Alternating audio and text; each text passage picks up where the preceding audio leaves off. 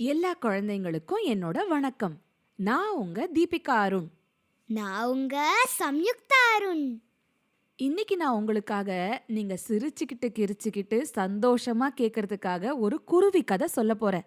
கதைய கேட்டுட்டு ஐயா இப்படியெல்லாம் நிஜத்துல நடக்குமா என்ன அப்படின்லாம் நீங்க கேட்கக்கூடாது. கதை சும்மா ஜாலிக்கு சரியா? இந்த கதைய எனக்கு சின்ன வயசுல சொன்னது எங்க அப்பா. அது யாரு? வர்து தாத்தா. சரியான பதில். அவரோட சின்ன வயசுல அவங்க பாட்டி யாராவது அவருக்கு சொன்ன கதையா இருக்கும்னு நான் நினைக்கிறேன். இதெல்லாம் கிராமங்கள்ல காலாகாலமா உலாவிக்கிட்டு இருக்கிற கதைகள் தான். இதே கதைய சம்யுக்தாவுக்கு சம்யுக்தாவோட இன்னொரு தாத்தா, அந்த தாத்தா பேர் என்னன்னு கேட்கலாமா? சுகுமார் தாத்தா. அவரும் வேற விதமா இதே கதைய சம்யுக்தாக்கு சொல்லியிருக்காரு. சரி சரி, நம்ம கதைக்கு போலாமா? உங்களுக்கு எல்லாம் இனிப்பு சாப்பிட்றதுனா ரொம்பவே பிடிக்கும் தானே? சரி, உங்கள எத்தனை பேருக்கு பாயசம் பிடிக்கும்? ஓ, பாயசம் பிடிச்சவங்க இத்தனை பேர் இருக்கீங்களா? அப்படி பாயசம் ரொம்பவே பிடிச்சு போன ஒரு குருவியோட கதையத்தான் நீங்க இன்னைக்கு கேட்க போறீங்க. முன்னொரு காலத்துல ஒரு வீட்டுல ஒரு பாட்டி தனியா வசிச்சுக்கிட்டு இருந்தாங்க. அவங்க ஒரு நாளைக்கு தன் வீட்ல பாயசம் பண்ணி சாப்பிட்டப்புறம் பாத்திரங்களை வீட்டு கொல்லைப்புறம் கிணத்தடியில தேய்க்கறதுக்காக போட்டிருந்தாங்க. பாயசம் செஞ்சிருந்த பாத்திரத்துக்கு அடியில ரொம்ப கொஞ்சூண்டு பாயசம் மிச்சம் இருந்தது. அப்போ கொல்லை பக்கமா பறந்து வந்த ஒரு குருவிக்கு பசியும் தாகமுமா இருந்தது. பாட்டி போட்டிருந்த பாத்திரத்துல அடியில கொஞ்சூண்டு இருந்த பாயசத்தோட வாசனை அதோட மூக்குக்கு தெரிஞ்சுது. பறந்து வந்து உட்கார்ந்து பாத்திரத்துக்குள்ள தலைய விட்டு தான் அலகால அந்த பாயசத்தை உறிஞ்சு சாப்பிட்டுது அந்த குருவி. அடடா, என்ன ருசி, என்ன ருசி! அந்த குருவி தன் வாழ்க்கையில இத்தனை இனிப்பாவும் சுவையாவும் எதையுமே சாப்பிட்டதில்ல. 2 தடவை உறிஞ்சின உடனே பாயசம் காலி ஆயிடுச்சு. ஆனா குருவிக்கு திருப்தியே ஆகல. அடடா, என்ன ஜோரா, இனிப்பா, சுவையா இருந்தது. அதுக்குள்ள தீந்து போச்சே. இது பேர் என்னன்னு கூட தெரியலையே. இன்னும் இன்னும் சாப்பிடணும் போல இருக்கே. அப்படின்னு நினைச்சுக்கிட்டே கிணத்து மேடையில உட்கார்ந்து யோசிச்சுட்டு இருந்தது அந்த குருவி. அப்போ பாட்டி பாத்திரங்களை தேய்க்கறதுக்காக கொல்லப்புறம் வந்தாங்க. பாட்டி. மெதுவா கூப்பிட்டது குருவி. பாட்டி சுத்தும் முத்தும் பார்த்தாங்க. யாரு கூப்பிடுறது? பாட்டி, நான் தான் கூப்பிட்டேங்க பாருங்க. நீயா குருவி? என்ன விஷயம் என்றார் பாட்டி. அது வந்து பாட்டி, அந்த பாத்திரத்துல என்னவோ செஞ்சு வச்சிருந்தீங்களே, அதுல கொஞ்சம் இருந்தது. அதை நான் சாப்பிட்டு பார்த்தேன். அடடா, என்ன ருசி, என்ன சுவை! அது பேர் என்ன பாட்டி?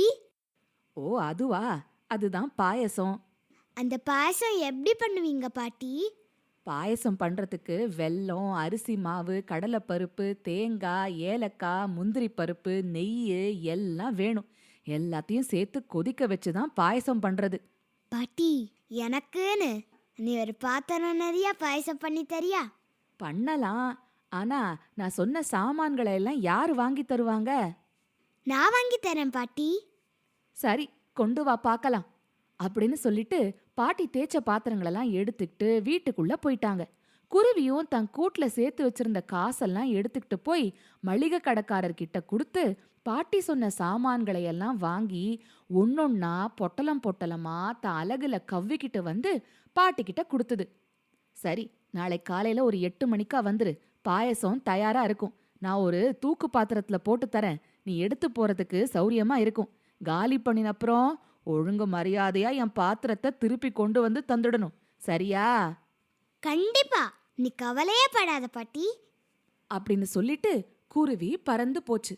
பறக்கும் போதே நாளைக்கு எனக்கு பாயசம், பாட்டி செஞ்ச பாயசம், தித்திக்கும் வெள்ளை பாயசம், முந்திரி போட்ட பாயசம், ஏல மணக்கும் பாயசம், அண்டா நிறைய பாயசம், நானே குடிப்பேன் பாயசம், முழக்க குடிப்பேன் பாயசம். ஜாலியா பாடிக்கிட்டே போச்சு. அடுத்த நாள் காலையில 6 மணிக்கே கொல்லை பக்கம் கீச்சு கீச்சுன்னு சத்தம். கொல்லைப்புற கதவுல யாரோ டொக்கு டொக்குன்னு தட்டுற சப்தம். பாட்டி போய் கதவை திறந்தாங்க. பார்த்தா குருவி கதவை அலகால கொத்தி தட்டிக்கிட்டே நின்னுட்டு இருந்துச்சு. உன்னை 8 மணிக்கு தானே வர சொன்னேன். ஐயோ பாட்டி, பாயசம் சாப்பிடுற ஆசையில எனக்கு சரியா தூக்கமே வரல. அதான் பொழுது விடிஞ்சதும் பறந்து வந்துட்டேன். அப்படின்னு சொல்லி ஹின்னு சிரிச்சுது குருவி. அவசர கொடுக்க அப்படின்னு சொல்லிக்கிட்டே பாட்டி சமையக்கட்டுக்குள்ள போனாங்க. அடுத்த அரை மணி நேரத்துல சமையற்கட்டுல இருந்து கம்முன்னு பாயசத்தோட வாசனை வெளில வந்தது.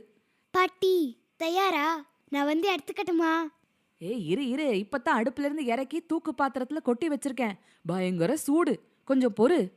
ஒரு 2 நிமிஷம் பொறுத்து குருவி. பாட்டி ஆறிடுச்சா? பாட்டிக்கு பொறுமை போச்சு. உனக்கு அத்தனை அவசரம்னா இந்த தூக்க கவிக்கிட்டு போய்கிட்டே இரு. சுட்டுதுன்னா நான் பொறுப்பில்ல. பாத்திரம் பத்திரம். நிஜமாவே குருவிக்கு பொறுமையே இல்ல. பாயச தூக்க எடுத்துக்கிட்டு தன் கூட்டுக்கு போகணும். ஆசை தீர காலையில மத்தியானம் ராத்திரின்னு 3 வேளையும் பாயசத்தை குடிக்கணும். காலியானதும் தூக்க அடுத்த நாள் காலையில பாட்டிக்கு கொண்டு வந்து தந்துடணும். அவ்வளவுதான். அது சமயக்கட்டுக்குள்ள பறந்து வந்து தூக்கோட வளையத்தை கவ்விக்கிட்டு மேல எழும்பி, அப்பா பா, நல்ல கனம். சூடு லேசா இருக்கிற மாதிரி தான் பட்டுச்சு. குருவி பாயசத்தூக்கோட கொல்லப்புறம் வந்து இன்னும் மேல எழும்பி தன் கூட்டை நோக்கி பறக்க ஆரம்பிச்சிடுச்சு. அடடா, என்ன இது? ஆரம்பத்துல சூடு இல்லாதத மாதிரி இருந்தது. தூக்கோட வளையும் இப்போ ரொம்பவே சூடா இருக்கே. நாக்கு எரியுதே. அட, என்ன கஷ்ட காலம். குருவி பறந்துகிட்டே இருக்கும்போது குலுங்கினதுல மூடி கீழே கழண்டு விழுந்துடுச்சு. சூடான பாயசத்திலேருந்து ஆவி கிளம்பி குருவியோட முகத்துல அடிச்சுது. குலுங்கும்போது சில துளிகள் சூடான பாயசம் குருவியோட தொப்பையில வந்து தெளிச்சிடுச்சு. பாவம் குருவி, அதால சூட்டை பொறுக்கவே முடியல. அது தன் அலகுல இருந்த பிடிய நழுவ விட பாயச பாத்திரம் தொப்புன்னு கீழே விழுந்துடுச்சு. குருவி குனிஞ்சு பார்த்துதா, கீழே பார்த்தா ஒரு குட்டை நிறைய தண்ணீர்.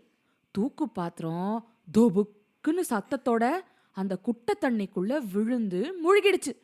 பாவம் குருவி பதச்சிக்கிட்டே அது குட்டையோட கரையில வந்து இறங்கிச்சு. என்ன பண்ண? ஆசையா காத்திருந்து பண்ணின பாயசம் முழுக்க ருசி பார்க்கறதுக்கு முன்னாடியே குட்டை நீர்ல விழுந்துடுச்சு.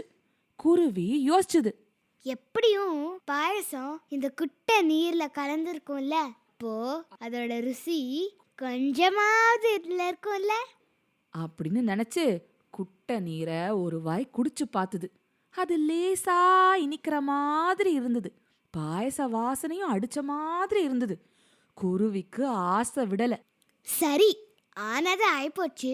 இந்த குட்டை நீரை கொஞ்சம் குடிச்சாவது நம்ம பாயசம் ஆசைய தீத்துப்போம் அப்படின்னு நினைச்சு கொஞ்சம் கொஞ்சமா நீரை உறிஞ்சி குடிக்க ஆரம்பிச்சுது. ஒரு வாய், அடுத்த வாய்.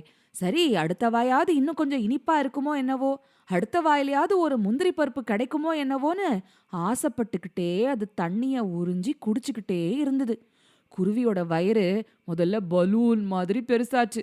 அப்புறம் இன்னும் பெருசாயி ஒரு பானை மாதிரி ஆச்சு.